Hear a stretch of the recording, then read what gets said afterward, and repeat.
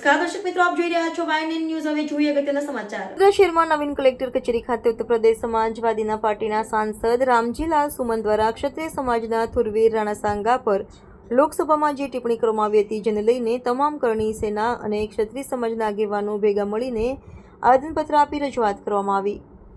વડોદરા શહેરના ક્ષત્રિય સમાજના આગેવાનો ભેગા મળીને નવીન કલેક્ટર કચેરી ખાતે ઉત્તર પ્રદેશ સમાજવાદી પાર્ટીના સાંસદ રામજીલાલ સુમનલાલ દ્વારા લોકસભામાં જે અભદ્ર ટિપ્પણી કરવામાં આવી હતી, તમામ ક્ષત્રિય સમાજના આગેવાનો અને કરણી સેના ભેગા મળીને આવેદનપત્ર આપી રજૂઆત કરવામાં આવી હતી।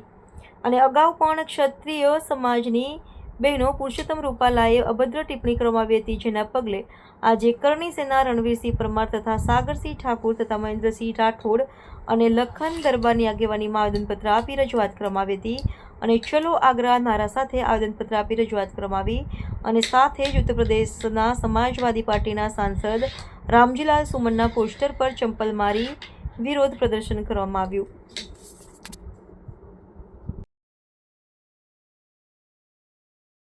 લોકશાહીની અંદર વાણી સ્વાતંત્ર્યનો જો આ પ્રમાણે પ્રયોગ થતો હોય અને મહારાણા સાંગા એ પાત્ર છે કે આજ દિન સુધી કોઈ આંગળી ઊંચી નથી કરી અને આ એક ચારિત્રહીન વ્યક્તિ કે જેને ઇતિહાસનું થોડું પણ જ્ઞાન નથી, એટલે ભાદરવાના ભીડા ખાલી ચણો વાગે ગણો જેવી આજે માનસિકતા ધરાવે છે, તો અમારી આપણે એક જ અપેક્ષા રાખીએ છીએ કે સાચો સંદેશ એવો સરકાર સુધી પહોંચ્યો કે આવા વ્યક્તિઓને તાત્કાલિક એફઆઈઆર કરી। વિષય તો અત્યારે સમગ્ર ભારતભરમાં ચાલી રહ્યો છે અને પડઘા તો આપ આગ્રાથી જોઈ રહ્યા છો।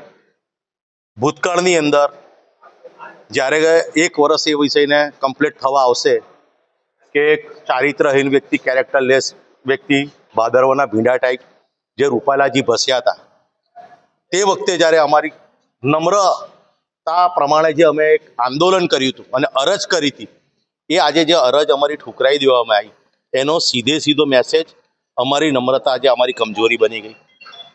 જે વ્યક્તિને ઇતિહાસનું સહેજે ભાન નથી, સાંસદની ગરિમા શું છે, અને મહારાણા સાંગા એક એવું પાત્ર છે કે આજ દિન સુધી ઇતિહાસમાં કોઈ એમની પર આંગળી નથી કરી અને એમના માટે જે ગદ્દાર શબ્દ વપરાયો છે, એટલે અમે કલેક્ટરશ્રીને અનુરોધ કરવા આવ્યા હતા કે આ વ્યક્તિને તાત્કાલિક ધોરણે, એક તો સંસદમાં બેસવાને લાયક તો છે જ નહીં, આ વ્યક્તિને એવી સજા આપવામાં આવે કારણ કે સમગ્ર ભારતના ક્ષત્રિયોને ડિસ્ટર્બ કર્યા છે અને અમારી જે સ્વાભિમાન છે એટલું સસ્તું નથી।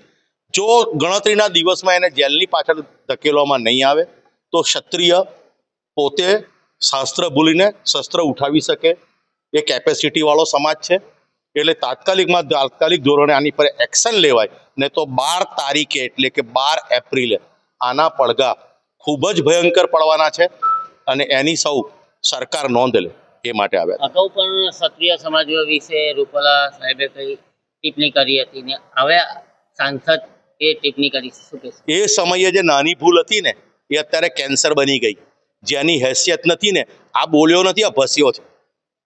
કેમ કે આજે અમે જે નમ્રતાથી જે અમે આંદોલન કર્યું ને એ આજે અમારી કમજોરી માની બેસવામાં આવી।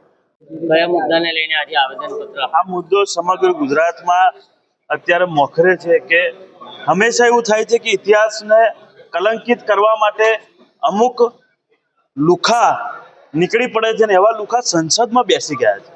હવે આવા લોકોને ભાન નથી પડતું કે ઇતિહાસમાં કોને રક્ત આપ્યું છે અને જે મહારાણા સાંગાની જે વાત કરે છે, ઇતિહાસમાં એમનું જે પરાક્રમ છે અજય અને અમર છે અને આવી જ રીતે એમનું અપમાન કરવાનું, ક્ષત્રિય સમાજનું અપમાન કરવાનું એ વારે ઘડી આ બધા નેતાઓ, તુચ્છ નેતાઓ નીકળી પડે છે, પણ એમને ભાન નથી હોતું કે ઇતિહાસ તમે ઉઠાવીને જોઈ લો, શું બલિદાનો, કેવા બલિદાનો જે તમે વિચારી ના શકો, સપનામાં ના વિચારાય એવા બલિદાનો ભૂતકાળમાં રાજા મહારાજોએ આપ્યા છે।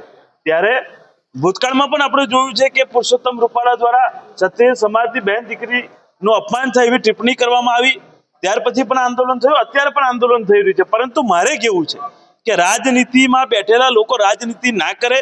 પુરુષોત્તમ રૂપાલાની ટિપ્પણી વખતે જે લોકો નતા બોલ્યા એ લોકો અત્યારે બોલી રહ્યા છે, કુવાના દેડકા કૂદી રહ્યા છે। એનું કારણ શું છે? કારણ કે આ જે બોલ્યા છે એ ભાઈ સમાજવાદી પાર્ટીના છે, એટલા માટે ભારતીય જનતા પાર્ટીના જે અમારા જ નેતાઓ જેને પુરુષોત્તમ રૂપાલા વખત મોઢામાં મગ ભરી દીધા હતા, એ લોકો અત્યારે મોટેથી બૂમો પાડે છે। અમને કોઈ વાંધો નથી, પરંતુ એમને પણ કહેવા માંગીએ છીએ કે પુરુષોત્તમ રૂપાલા વિશે પણ જ્યારે ટિપ્પણી થઈ ત્યારે પણ ક્ષત્રિય સમાજ બોલ્યો છે અને અત્યારે પણ બોલે છે, પરંતુ તમારા જેવા લોકો રાજકારણના લીધે ખાલી આ બધું મજાક કરે છે. મજાક નથી ભાઈ. પુરુષોત્તમ રૂપાલા પણ એટલો ગુનેગાર હતો, આ વ્યક્તિ પણ એટલો ગુનેગાર છે. સજા બેવની બાકી છે, બેવની સજા બાકી છે. એ સજા ભવિષ્યમાં ક્ષત્રિય સમાજ એમને આપશે. Subscribe now and press the bell icon. Never miss an update.